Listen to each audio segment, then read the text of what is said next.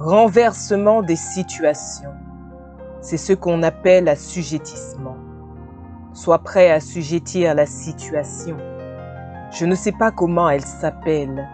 Je ne sais pas son nom, mais c'est une faveur que Dieu t'a donnée qui se trouve en Jésus-Christ. Alors, je vais te dire rapidement comment se manifeste cette foi de renversement de situation. Comment assujettir une chose qui nous a assujettis et pour laquelle tout est pratiquement terminé. Alors, qu'est-ce que Jésus-Christ a fait et qu'est-ce que tu dois faire tout de suite? Jésus a dit à toutes ces personnes-là qui ont changé des situations, « Ta foi t'a sauvé. » Il a dit à Marthe et à Marie, « Ne t'ai-je pas dit que si tu crois, tu verras la gloire de Dieu? » Rien n'est impossible à Dieu. Rien n'est impossible. C'est-à-dire que le mot impossible, ce n'est pas dans le dictionnaire de Dieu. C'est un mot qui n'existe pas. Le mot impossible pour Dieu n'existe pas. Et ça, tu le sais. Mais la foi, ce n'est pas ce que Dieu est capable de faire. La foi, c'est est-ce que toi, tu as confiance dans ce qu'il a fait et qu'il est capable de le faire maintenant pour toi et pour ceux pour lesquels tu pries. D'où vient cette foi? Ce n'est pas quelque chose que tu te forces à faire. C'est quand tu écoutes la parole de Dieu et que tu crois dans cette parole.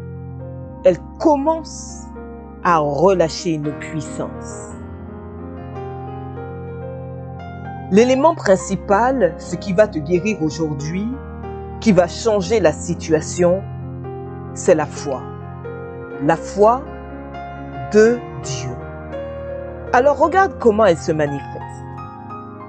Marc 11, 23, la Bible dit, « Je vous le dis en vérité, si quelqu'un dit à cette montagne, « ôte-toi de là et jette-toi dans la mer », et s'il ne doute point en son cœur, mais croit que ce qu'il dit arrive, il le verra s'accomplir. » Dans la foi qui renverse les situations de dernière minute, la foi qui déplace les montagnes, il y a deux paramètres très importants. Jésus dit, si tu dis à la montagne de se déplacer, que tu crois dans ton cœur, dis avec moi, croire dans son cœur. Il dit que si tu crois dans ton cœur que ce que tu dis arrive, alors tu le verras s'accomplir. Donc il y a deux choses dans la manifestation de cette foi. Il y a l'état du cœur et il y a ce que tu dis. La foi est un mystère. La foi nous amène à vivre l'impossible. Jésus dit, si tu dis à cette montagne, ôte-toi de là et jette-toi. La montagne, c'est le problème. Si tu dis au problème, ôte-toi, disparais devant moi, jette-toi, si tu ne doutes pas dans ton cœur, mais que tu crois que ce que tu dis arrive, alors tu verras s'accomplir. Il dit que si tu crois que ce que tu dis arrive, donc la montagne ne se déplace pas parce que simplement tu crois. La montagne se déplace parce que tu crois et que tu dis. Si tu crois sans dire, ça n'arrive pas. Si tu crois que ce que tu dis arrive, ça va arriver. Il faut que tu dises quelque chose. Il faut que tu parles. Il faut que tu confesses. Jésus a dit, « Papa, je sais que tu m'exauces toujours. » Il savait, mais il ne s'est pas limité simplement à savoir. Il a aussi parlé. Il a aussi parlé à Dieu. Il a aussi parlé à la circonstance. Il a aussi parlé de la circonstance en déclarant la parole de Dieu. Ce sont les deux choses que tu dois faire. La foi de Dieu parle. Elle dit quelque chose. On peut croire dans le cœur et ne pas dire des lèvres. On peut dire des lèvres et ne pas croire dans le cœur. Pour que la montagne se déplace, il ne faut pas seulement croire dans le cœur, il faut croire et dire. Dans le livre de Romains, chapitre 10, au verset 8, le Seigneur nous explique de quoi il s'agit. Que dit-elle donc? La parole est près de toi, dans ta bouche et dans ton cœur. Or, c'est la parole de la foi que nous prêchons. Si tu confesses de ta bouche le Seigneur, Jésus, et si tu crois dans ton cœur que Dieu l'a ressuscité des morts, tu seras sauvé. Car c'est en croyant du cœur qu'on parvient à la justice et c'est en confessant de la bouche qu'on parvient au salut. Lorsqu'on prend les témoignages, on entend très souvent cette phrase. Les hommes et les femmes nous disent « Je me suis dit, aujourd'hui là, je ne retourne pas chez moi malade. » Ils ont confessé. La confession est importante. Le fait de croire que Jésus est capable, c'est une chose. Mais le fait de parler dans l'air, la Bible dit que si tu crois dans ton cœur, si tu confesses de ta bouche le Seigneur Jésus, la confession est ce qui nous permet de renverser la situation.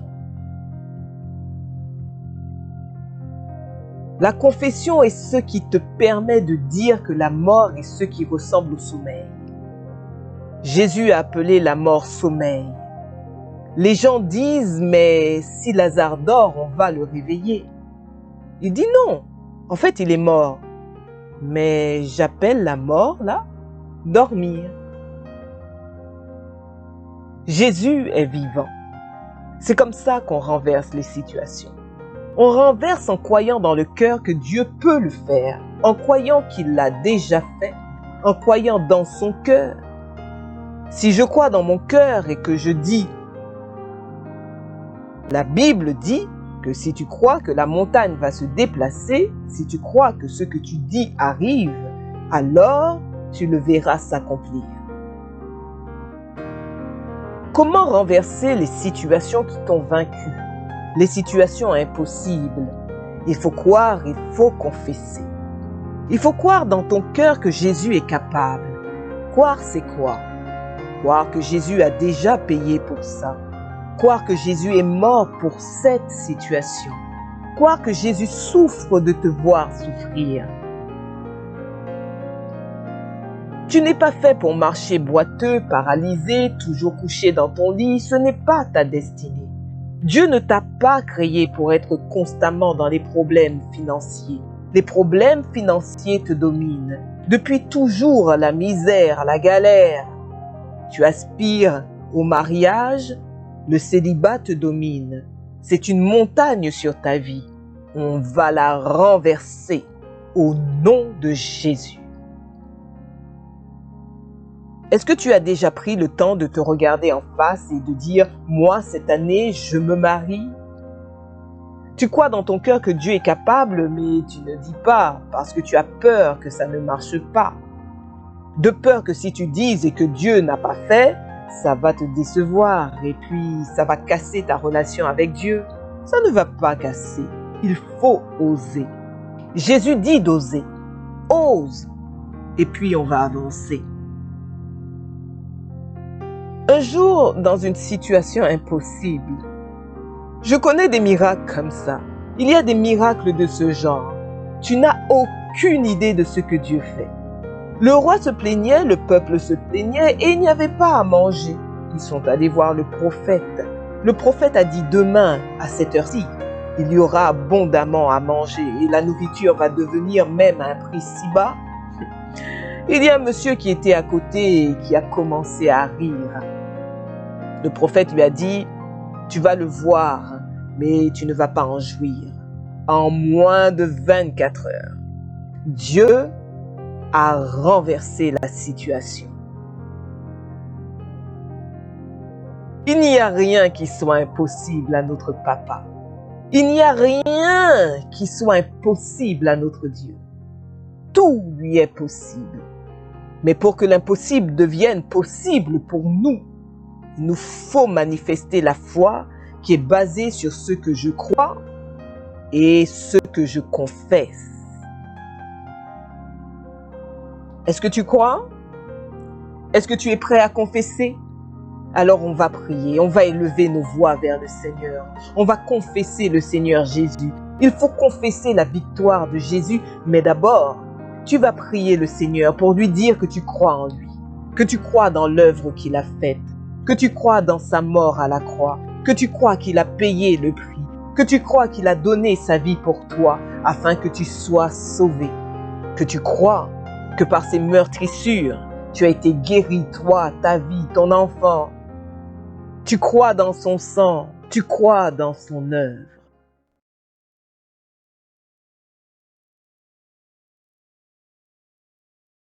Voilà, c'est tout pour cette vidéo. Mais comme promis, nous allons partager avec vous la citation que nous avons sélectionnée.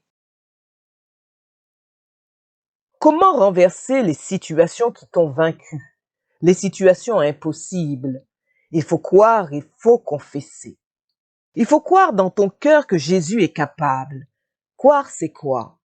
Croire que Jésus a déjà payé pour ça.